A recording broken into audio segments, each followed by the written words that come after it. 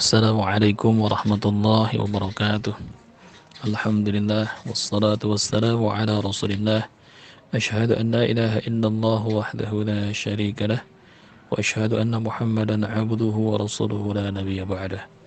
Allahumma iftah lana wa lakum futuhana arifin bi rahmatika ya arhamar rahimin.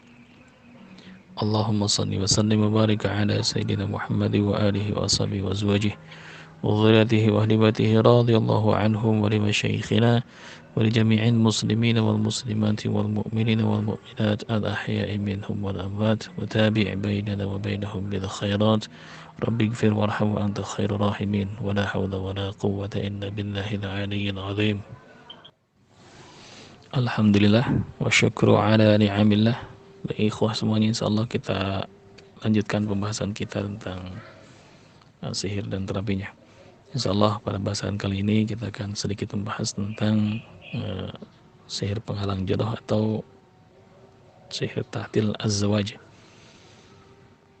Sihir ini nanti bisa kita bedakan jenisnya dengan tafrik atau sihir pemisah atau sihir penghalang, hampir sama dia di suatu ikatan yang mana ikatan ini ikatan keluarga antara suami istri atau yang belum menikah. Yang paling banyak dialami oleh wanita muslimah yang menikah di atas 30 tahun. Ini atas salah satunya adalah sihir ini. Berbeda dengan gangguan saka yang kemudian berubah jadi jin cinta dan dicintai jin. Ini penderita biasanya mereka sulit menikah karena memang di dalamnya ada jin pecinta yang awalnya mungkin dari jin saka atau dari khodam atau mungkin dari pengobatan-pengobatan alternatif sebelumnya. Ketika seorang mengeluhkan misalkan dia mengalami pendarahan atau nazib seperti kemarin kita jelaskan atau istihadhah, kemudian dia berobat kepada alternatif atau ke dukun, dan kemudian dukun menitipkan jin yang baru atau memasukkan jin baru melalui air mantra, melalui bacaan-bacaan atau melalui ritual tertentu sehingga masuklah jin baru.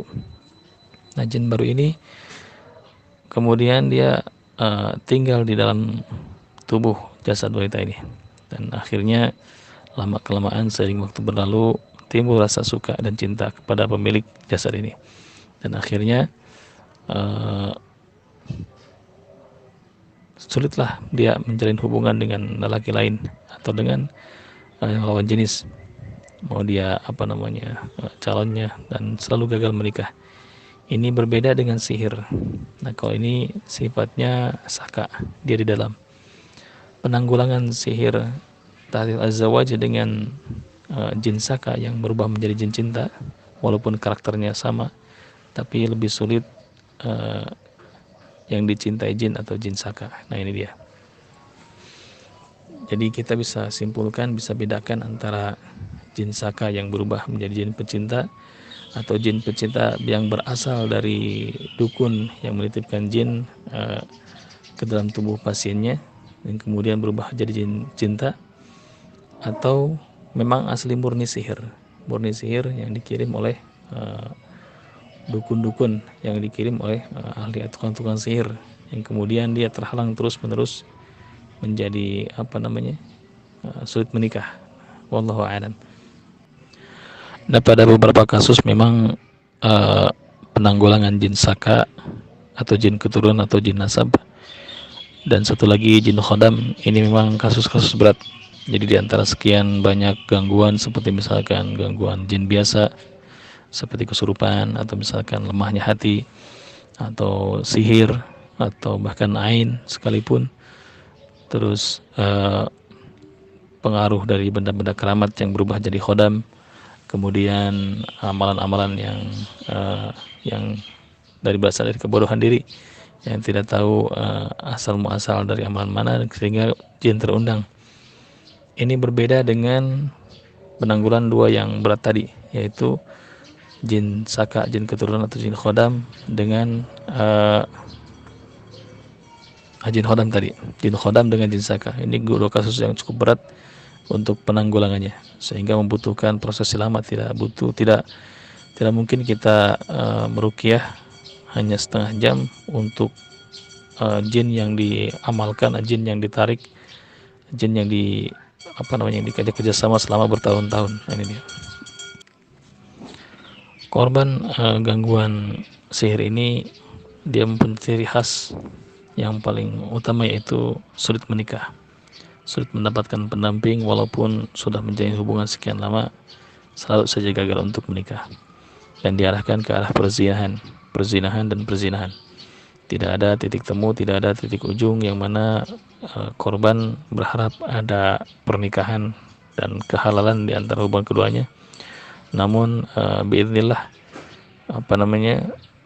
hubungan selalu kandas ketika hendak melangsungkan ke arah pernikahan, kepemilikan. Maka kita bisa menebak dengan beberapa diagnosa dan ciri-ciri korban sihir ini. Yang pertama, biasanya penderita dia gelisah, susah tidur, insomnia, atau perih di rahim atau di lambung dan punggung bagian bawah. Ini yang paling umum. Jadi kaitkan antara sulitnya mendapatkan pernikahan, misalkan kalau pasangan ada, namun untuk ke jenjang yang lebih serius ke arah pernikahan selalu gagal. Ada kalanya misalkan besok menikah, malam itu pun gagal. Ada kalanya hari H 3 hari lagi, dan ini dibuat gagal. Apakah dari pihak calon mempelai suami, mempelai laki-laki, atau dari dia korban sendirinya. Nah, dia korban itu sendiri. Jadi ada saja kegagalannya. Mau dia dibikin bosan, dibikin tidak suka mendadak dan lain sebagainya. Ini permainan talbis daripada syaitan laknatullah alaih, yang berperan sebagai jin sihir yang dikirim oleh tukang sihir. Tugasnya seperti itu. Jadi kita bisa diagnosa. Yang pertama, yang paling umum dari gangguan ini, korbannya itu sulit menikah. Itu nomor satu. Mau laki-laki mau perempuan. Laki-laki biasanya di atas 40 belum menikah juga. Kalau perempuan dia 30 tahunan, tidak ada hasrat ingin menikah, tapi selalu gagal.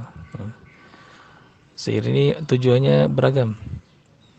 Kita bisa bedakan antara sulit menikah karena gangguan jin saka atau jin keturunan tadi, atau sulit menikah atau selalu gagal menikah karena gangguan dicintai jin, atau karena sihir ini. Khasnya, berbedanya antara gangguan sihir ini dengan yang lainnya, yaitu jin saka dengan jin yang dicintai jin. Yang pertama, korban selalu gelisah kalau tidur, insomnia atau perih di bagian lambung dan di punggung bagian bawah. Terus ada perubahan emosi dan sifat yang luar biasa, di luar kendali. Jadi ada seolah-olah ada berkepribadian ganda gitu. Kadang-kadang dia ramah, kadang-kadang dia pemarah, dan itu bisa berubah dengan sangat singkat, tidak memakan waktu. Jadi emosi itu berubah sangat drastis. Terkadang juga orang yang terkena sihir ini benar total, suka menyendiri, galau takut, paranoid, ragu, kadang was-was, benci lawan jenis, dan semua orang yang berupaya mengobatinya dalam bentuk yang syar'i dia tidak suka. Siapapun, semua orang yang bahasanya ingin meruqyah, atau siapapun keluarga yang mengusahakan agar dia diruqyah, dia langsung membencinya. Ini ciri paling drastis. Nah, berbeda dengan jin saka. Kalau jin saka biasanya ini dia halus sekali masuk ke dalam sifat, kemudian orang mengenalnya misalkan pemarah dari dulu. Kalau sihir ini orang mengenalnya ini orang ramah dulunya, baik, bahkan sangat sopan, dan akhir-akhir ini dia jadi pemarah. Nah, itu dia yang jadi masalah, yang jadi titik bedanya. Kemudian ciri yang lain yaitu belakangan atau akhir-akhir ini misalkan korbannya suka sesak nafas ketika membaca Al-Quran, dan jika dia sholat maka sulit khusyuk sholatnya, kadang-kadang lupa bilangan rakaat sholat. Dan dari fisik, dari rasa sakit di fisik, yaitu sakit di dada kiri atas, belikat, pundak, kepala, rahim, tulang rusuk bawah kiri, dan belakang pinggul. Ini ciri-ciri paling khas. Rasa sakit itu tidak menahun gitu, atau kalau misalkan orang penderita menahun, sihir ini sudah lama, maka bisa dikatakan menahun. Hanya ini kita bisa menebak jika misalkan gagal terus menikah, kemudian disertai rasa sakit ini, maka coba dengan ayat pembatal sihir. Jadi penanggulangannya kalau misalkan dia jin saka, maka perbanyak baca surat Al-Jin atau surat Al-Jin ayat 10 untuk menghantam mereka. Juga surat Al-Hasyr, law anzalna hadzal qur'ana ala jabal, dan lain sebagainya.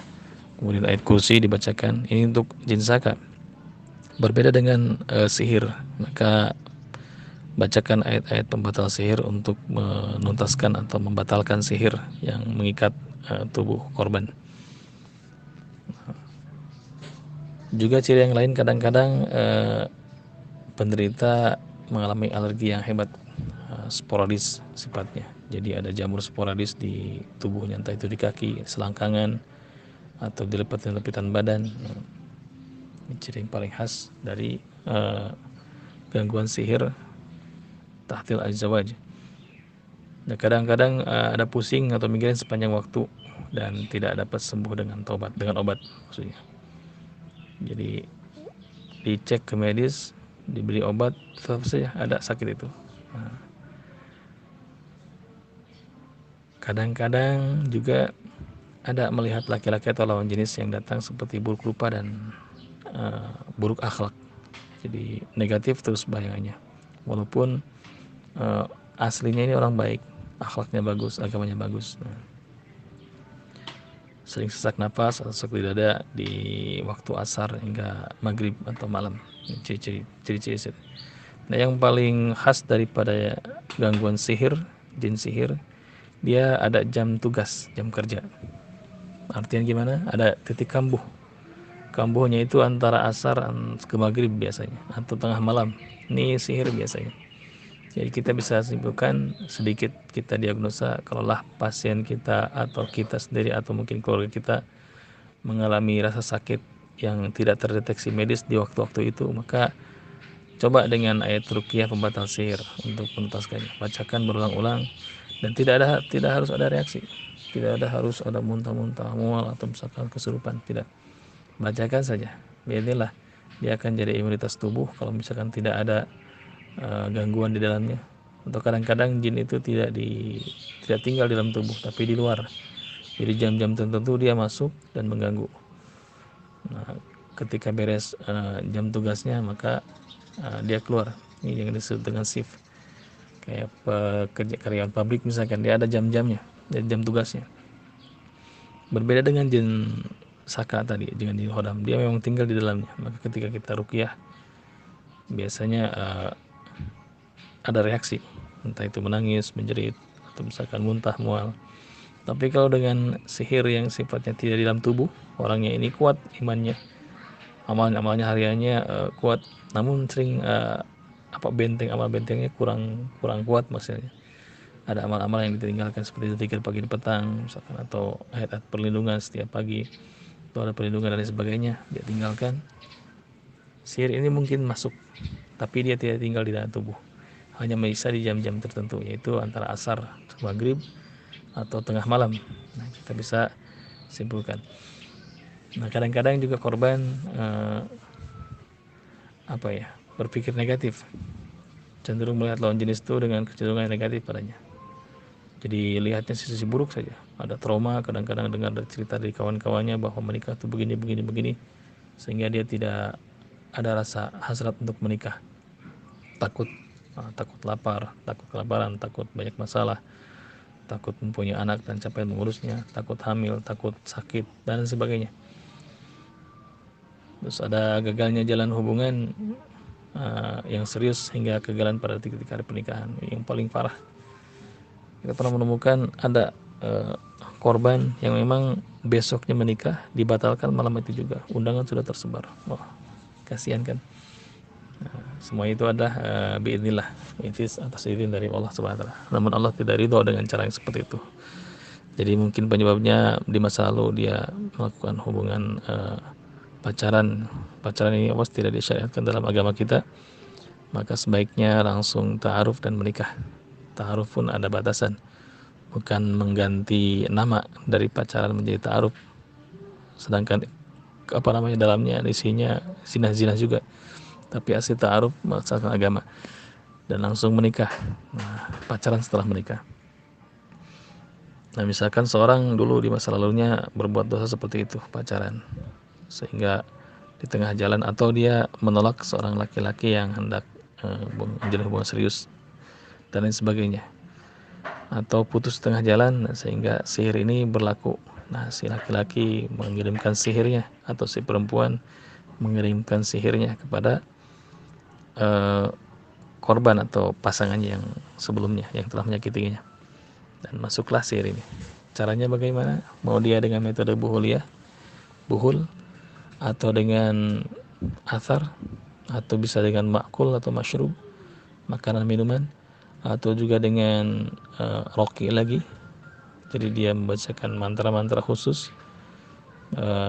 Mau dia mantra, kalau di sini di Sunda ada jangjawokan, campur dengan Arabnya ada di sana. Juga mungkin dengan syahadatnya dicampur dengan Quran-Qurannya dicampur. Dan dia dipuasai kadang-kadang dan lain sebagainya. Ini bisa berlaku, kemudian dia jin terkirimlah sihir ke sana. Dan penanggulangan sihir ini insya Allah sangat mudah, dan perlindungan darinya insya Allah pun sangat mudah. Selama kita berlindung pada Allah Subhanahu wa taala, maka tidak ada yang tidak mungkin. Semuanya dalam kendali Allah ubun-ubunnya. Maka jangan takut, la takhafu la tahzanu. Jangan takut dengan sedih. Innallaha ma'ana. Sungguhnya Allah bersama kita. Maka kembali kepada Allah. Oke, kalau misalkan kita selama ini emosi kita stabil, tapi tiba-tiba berubah belakang akhir tahun ini, bagi bertahun-tahun ini, 2 tahun ini misalkan berubah dan gagal terus menikah, maka waspada sihir ini. Cara paling mudah yaitu dengan terapi Al-Baqarah. Dia sudah sudah melingkup semuanya. Bisa antum lakukan baca Al-Baqarah di rumah, yang pernah kita jelaskan di waktu yang lalu, di postingan yang lalu. Bacakan Al-Baqarah sepanjang 40 malam dengan bersuara di tengah rumah. Ini sudah berfungsi pada ruqyah mandiri juga ruqyah rumah. Rumah menjadi lebih tenang insya Allah. Dan kalau misalkan perubahannya sedikit, tambah dosisnya itu dengan surat Ali Imran, Al-Baqarah, Ali Imran. Terus 2 surat itu satu khatam tiap malam selama 40 malaman insya Allah. Dan ingat, rumah sterilkan terlebih dahulu. Nah, kalau kita meruqyah, bagaimana orang yang tidak bisa baca Quran? Bisa gunakan ayat-ayat pembatal sihir. Lakukan muqaddimah ruqyah. Dan yang paling penting adalah restorasi jiwanya, bukan pengusiran jinnya. Jadi siapkan rumah atau bersihkan rumah yang ada dalam hatinya. Jangan sampai tersimpan kotoran-kotoran jiwa. Jangan sampai mereka tidak paham bahwa itu adalah maksiat, misalkan seperti zina dan sebagainya. Maka perlunya pemahaman dan dakwah sebelum ruqyah itu. Jadi kita tidak hanya meruqyah mengusir jin, kemudian jin baik lagi. Nah itu. Tapi kita restorasi jiwanya. Buat rumah dalam jiwanya itu bersih. Selain di rumah tempat tinggalnya dia bersih, jiwanya pun bersih. Dia siap berhijrah total dan menyadari bahwa kesalahan-kesalahan semasa lalunya, dan mereka tahu apa ini halal dan ini haram, sehingga tersiapkan rumah yang baik dalam hatinya, dan jin tidak mampu kembali ketika diruqyah. Cukup sekali ruqyah, selanjutnya mereka berubah total insyaallah biidznillah. Maka dakwahi dulu, tanamkan pemahaman dulu. Kalau misalkan mereka menolak, jangan sekali-kali meruqyah. Guru-guru kami pernah berpesan, antum akan sia-sia melakukan ruqyah kalau meruqyah seorang yang tidak ingin diruqyah, yang tidak ingin sembuh. Ribuan nasihat pun tidak akan masuk ke dalam dia.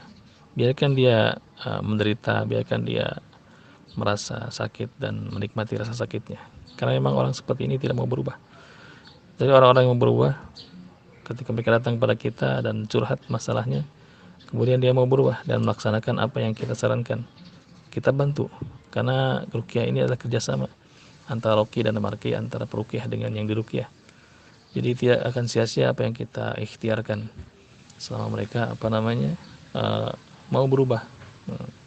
Innallaha la yughayyiru biqaumin hatta yughayyiru ma bi anfusihim. Allah tidak akan merubah keadaan suatu kaum sebelum mereka merubah keadaan mereka sendiri. Tidak ada niatan untuk berubah. Nah, misalkan kalau ada niatan untuk berubah, ingin sembuh, maka kita akan bantu. Nah, itu dia. ruqyah paling mudah. Maka apa yang kita sarankan mereka akan lakukan, seperti misalkan hal-hal berat, baca Al-Baqarah sampai tamat satu malam ini selama 40 malam. Nah, baca lakukan ruqyah mandiri, lakukan ruqyah mandiri sebelum tidur, setelah sholat tahajud dan sholat duha, kemudian konsumsi herbal sunnah, kemudian mandi daun bidara, kemudian perbanyak sedekah. Ini hal-hal yang berat untuk orang-orang yang tidak biasa. Namun kalau orang yang sudah mau sembuh, kita sarankan seperti itu, terus kita sarankan dan dia melakukannya, ini akan mudah untuk mereka berubah dan mereka menemukan titik sembuh. Nah, seperti itulah.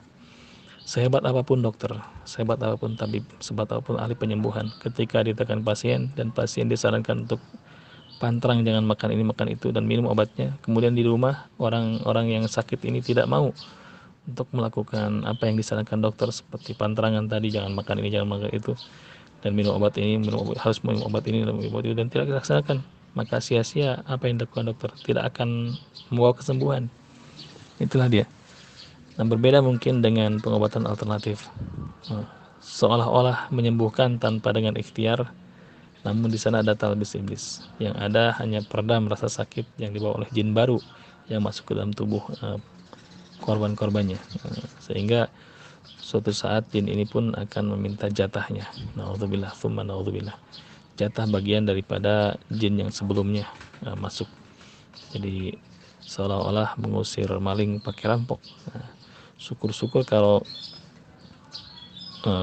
malingnya kabur. Ini maling dengan rampok bekerja sama untuk menggerogoti apa yang jadi hari-harinya. Jadi dibatalkan semua ibadahnya, dan yang paling bahaya adalah di akhir hayat, yaitu diambil akidahnya, digelincirkan lidahnya, tidak mampu mengucapkan la ilaha illallah Muhammadur Rasulullah. Alhamdulillah. Maka berhati-hati memilih pengobatan. Nah, kita harus curiga apakah dia syar'i atau tidak. Yang tidak syar'i biasanya memasukkan jin ke dalam tubuh pasien atau mediumisasi, mengeluarkan jin dengan jin lagi. Itu dia. Wallahu a'lam. Insyaallah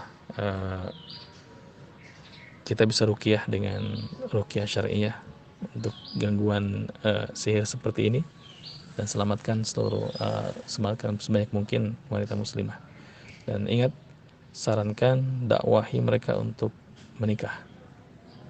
Korban-korban yang sihir ini, dakwahi mereka untuk menikah. Yang sulit menikah, yang selalu gagal menikah, maka dakwahi kembali untuk segera menikah. Terangkan kepada mereka fadilah-fadilah mereka, keutamaan-keutamaan mereka, dan lain sebagainya. Karena mereka perlu kuat jiwa sebelum mereka melakukan semuanya.